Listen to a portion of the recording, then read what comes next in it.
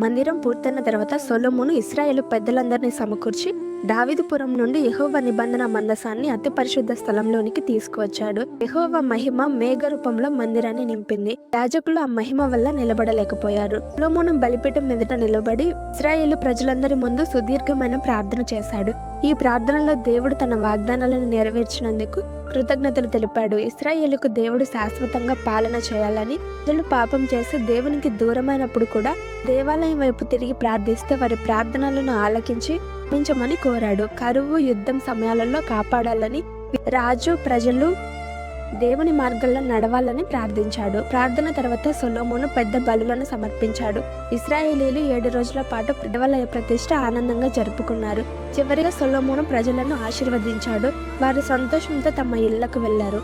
ఆ తర్వాత యెహోవా రెండోసారి సొలొమోనుకు ప్రత్యక్షమై, సొలొమోను తన తండ్రి దావీదు వల్ల యథార్థ హృదయంతో ఆజ్ఞలను అనుసరిస్తే అతని సింహాసనం ఇశ్రాయేలుపై శాశ్వతంగా స్థిరపరుస్తానని వాగ్దానం చేశాడు.